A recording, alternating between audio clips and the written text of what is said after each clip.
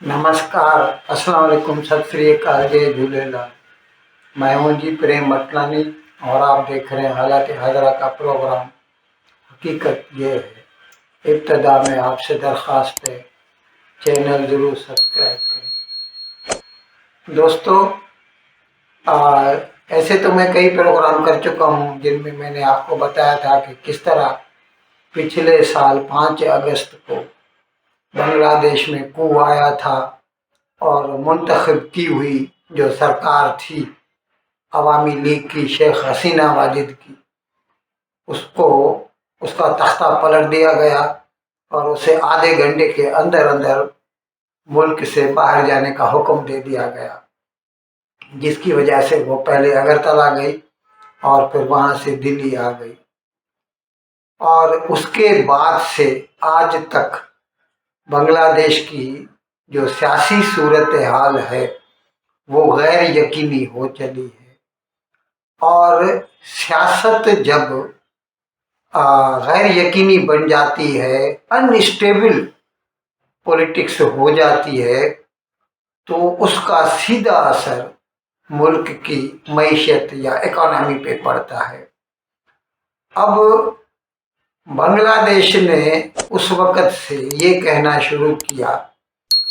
कि हमारे लिए इस्लाम सबसे आला है, यानी उन्हें लोगों के मुआशी मसाइल से कोई गर्ज नहीं। और उसकी वजह से उन्होंने, जब से ये हुकूमत में बदलाव आया है, जो माइनॉरिटीज़ हैं उनके खिलाफ इक़दामात उठाने शुरू किए, उनकी मिल्कियत लूटी, उनके ऊपर हमले किए। पहले पहले तो कई कत्ल भी हुए।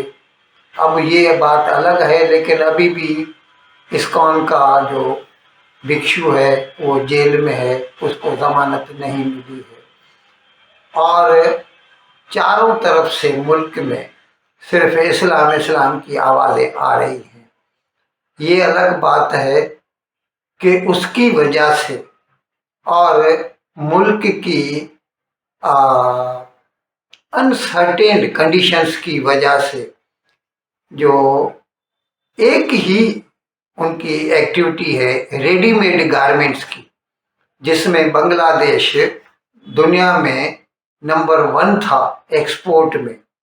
आज उसकी सूरत हाल ये हो गई है कि एक के बाद दूसरा कारखाना बंद हो रहा है। और ये सब मुल्क की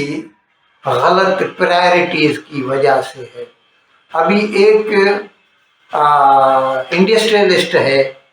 उसका नाम है अनंत जलील। उसने प्रेस वालों को बताया कल कि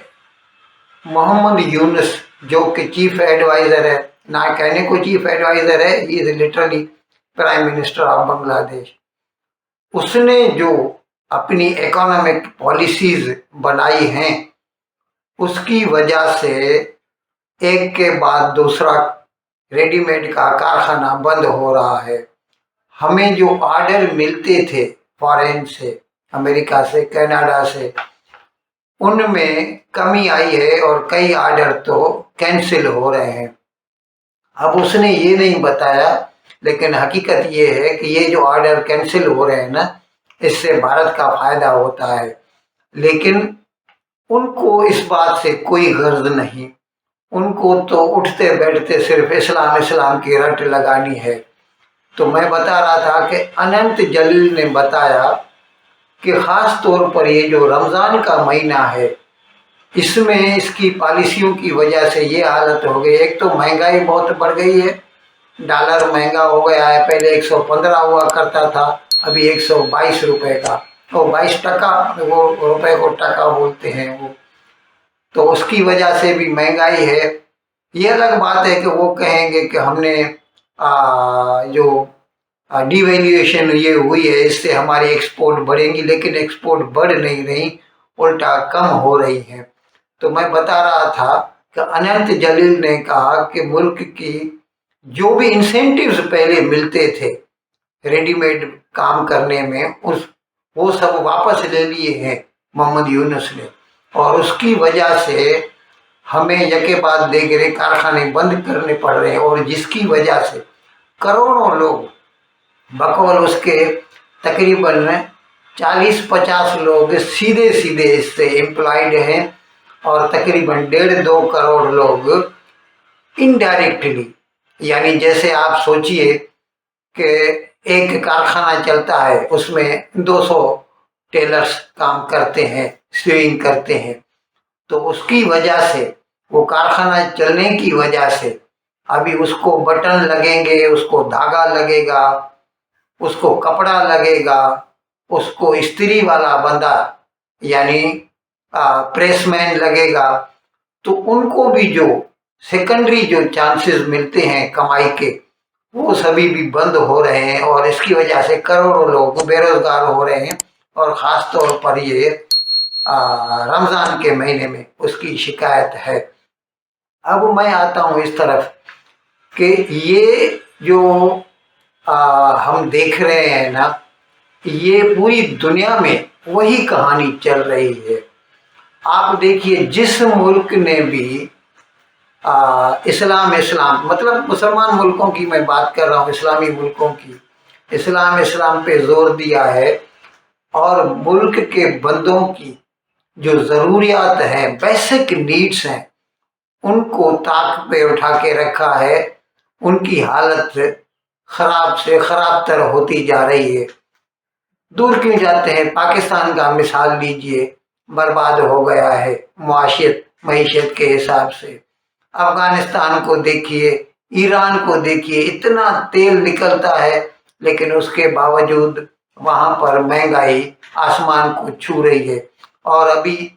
ترکی کا مثال، ترکیے کہتے ہیں وہ، اس کا ہی مثال لے لیجئے۔ 2 سال پہلے وہاں پہ 6 لیرہ میں $1 میں، آپ دور کیوں جاتے ہیں، ترکی کا ہی مثال لیجئے۔ 2-2.5 سال پہلے وہاں پر $1 میں 6 لیرہ ملتا تھا، یا یوں کہہ دیجئے کہ 6 لیرہ میں $1 ملتا تھا۔ آج وہاں کے سکے کا بھاؤ اتنا گر گیا ہے کہ $1 کے لیے 30 لیرہ دینا پڑ رہا ہے، اور جس کی وجہ سے ترکی کا جو اس وقت کا صدر ہے رسیپ طیب اردوغان، اس کے خلاف پورے ملک میں مہم ہو چلی ہے، اور وہ اپنے طور پر اپوزیشن کو دبانے کے لیے اس نے جو استنبول کا میئر ہے اس کو گرفتار کیا ہے، جیل میں ڈال دیا ہے، کہتے ہیں کہ وہ اس کو چیلنج کرے گا، اور لیکن یہ بھی ہم نے سنا ہے کہ وہ گم ہو گیا ہے، ہو سکتا ہے کہ ملک چھوڑ کر چلا گیا ہو،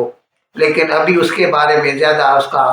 جو ہے خبریں نہیں آ رہی، کیونکہ یہ ممالک جو ہے نا خبروں کے اوپر سینسرشپ لگا دیتے ہیں،